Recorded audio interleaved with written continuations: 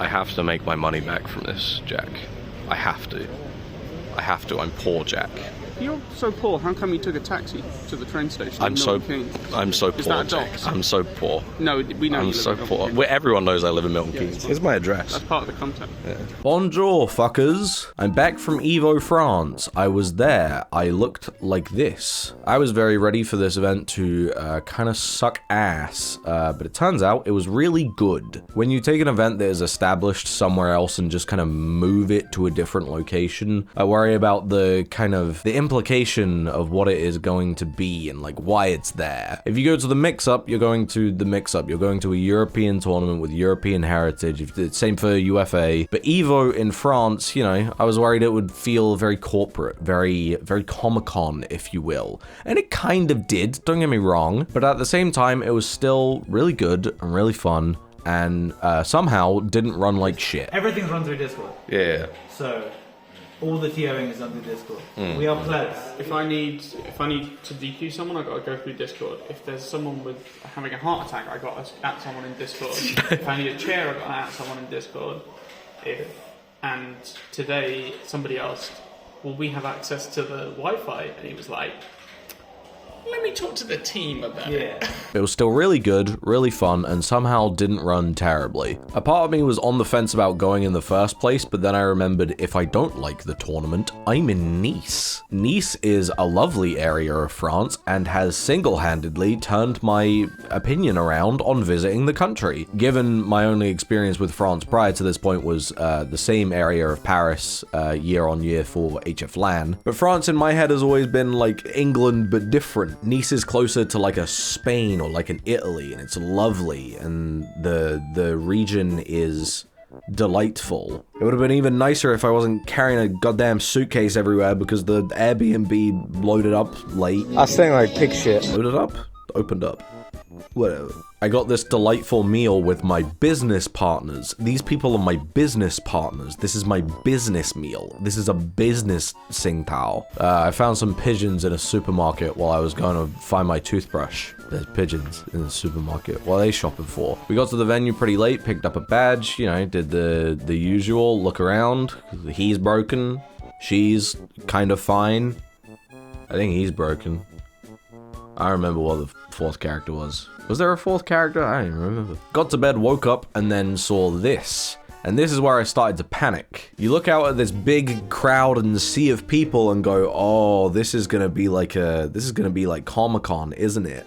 And then you get a little bit further in, and it's all setups and it's all tournaments, but it's like, I get the vibe. The vibe is off. The vibe is a bit weird. This would turn out to be a little bit of paranoia on my part, just based on Comic-Con and the events that I've been to that are very clearly conventions that have other things going on there, and I hate conventions. A convention to me is extremely impersonal. You know, you're surrounded by a massive sea of people, but you don't really connect with any of them because that's just kind of not what the event is for. It's for thousands and thousands of people to go and point and pog at their fucking waifu. And there were definitely parts of it that were kind of set up like that, if I'm being completely honest, but that is honestly completely fine. You had Third Strike off to a part, you had the BYOC upstairs, you had Marvel Tokon, you had 2XKO, it's like all that stuff was there, but realistically, I don't really care how much stuff there is there, so long as there is a decent social environment, which I think on the first day, honestly, it wasn't great for. There was one cafeteria area with an absolutely gargantuan line, but it was set up in a way where it wasn't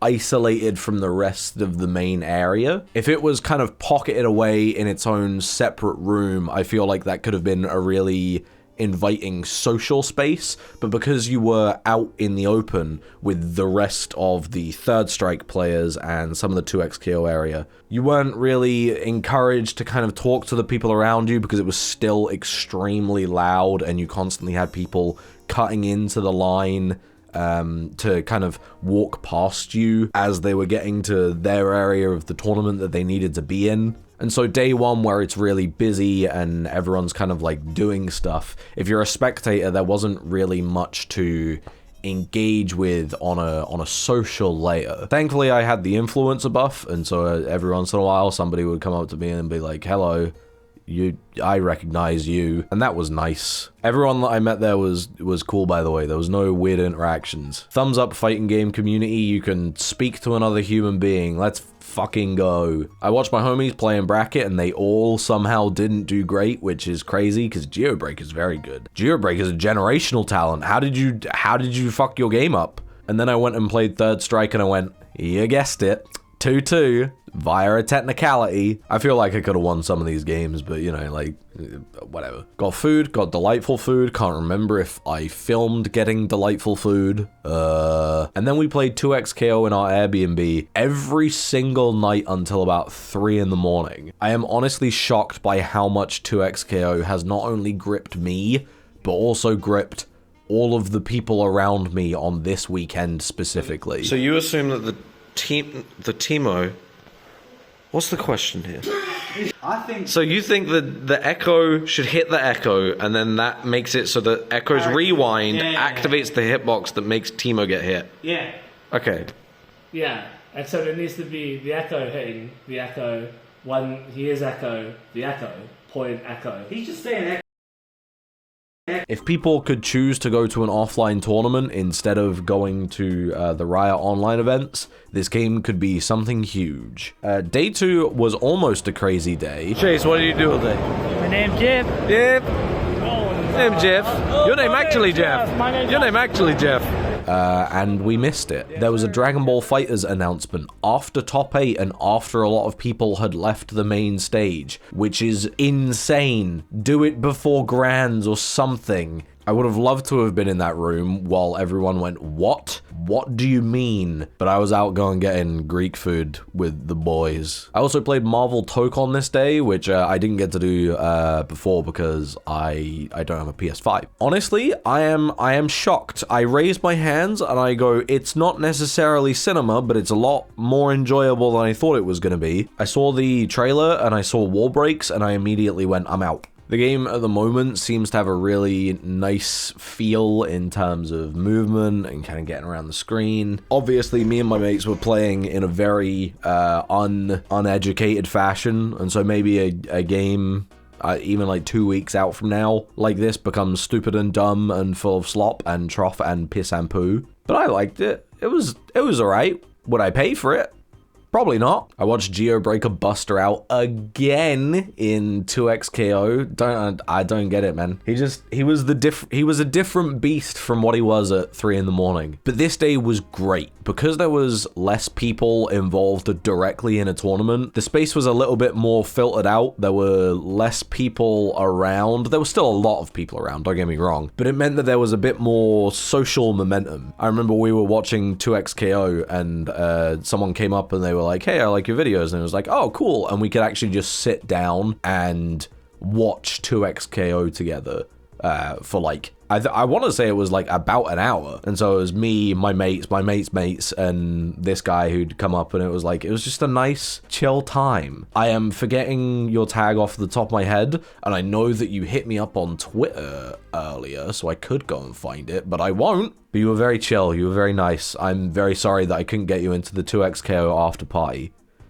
2XKO after party, you say? There was a 2XKO after party. Riot Games once again flexing that they have a lot of money by going, let's do things that only 10% of the venue want? Question mark. It was closed to anyone that entered the 2XKO side tournament, but it capped out before I could sign up for it. So I had my friend pull a couple strings. I didn't even go to the tournament, and I got into this after party. That's how you know. And it was fine. It was fine. It was good, actually. Riot, they gave you little tokens for drinks and a dessert, and I didn't use the ones for food. So it was set up to be a really, really good event. But it was just an okay event because Riot decided that they were going to do custom shirt prints at the event. And obviously it's printing a custom shirt. Even if you're doing it quickly, it's going to take pretty long. And so you had almost everyone in the venue waiting in a line to get a shirt. It really slowed down kind of social mobility and kind of made it so that even though I got to meet a lot of cool people there, I met a guy who does VSAV stuff in the States. That was pretty cool. and all the people on the setup. I met Dunk. Dunk screamed at me, by the way. Not in like an angry way, more in like a bah kind of way. It just felt like maybe if that shirt press thing wasn't there, sure, maybe it's a nice souvenir for people to take away, but I feel like already the wristband that they gave you and all the rest of it, and the manual that you got, that was nice enough on its own. And so they didn't really need to do a shirt press machine that slows down social mobility in its entirety. Still though, I don't want to sound like too much of a hater. It was still nice. The drinks were nice. Even if they only had one beer, I don't want to be too much of a hater. It was pretty good, and I found this cool piece of the venue that had chipped out of the floor, and so I took it home. Now I have a piece of Evo France with me forever. These lights are dickheads. Day 3 rolls around, and this is the day that I finally get my first good cup of coffee from a cafe. Oh my god. Oh. I don't think I filmed it though, because I think I filmed a dog wall instead. I like the dog wall. I like dogs in restaurants. This isn't the yard. Me and the boys mostly skipped out on Guilty Gear Strive. None of us are particularly interested. I understand. Yeah, I get the meme. But it was just like, meh, I'll just, meh. And then we got some decent seats for Tekken. Kind of pogging, kind of hyping. It's pretty cool. Then the new character gets announced, and I go, oh yeah, I don't think I like this game. She seems to have a lot of just stance stuff, a lot of weapon stuff, and I'm just like, I just don't want this, man. So I wasn't impressed by the new Tekken character. Then the top 8 comes around, and obviously I'm rooting for Fergus. Of course I am. And Fergus plays really well. Fergus is pretty cool. But outside of Fergus doing really well, I just wasn't that interested in the top 8. I don't even really know how to describe what I felt was off. It was just like, meh. It's another top 8 for Tekken, meh. And then Street Fighter top 8 comes on, and I was very strongly considering just like not watching this, going back to the Airbnb, you know, reading a book or whatever. I'm so glad I didn't. I kinda hate Street Fighter 6, but I get it as a spectator sport after this. There is something about the tension that is created from Street Fighter 6 that is really infectious, especially in a crowd. It helps that we had Mr. Crimson and we're in France, and so the moment that Mr. Crimson starts doing well, the whole crowd is freaking out, and Mr. Crimson played out of his fucking mind. Yes, I was in the crowd for the Magic Pixel. Oh my god.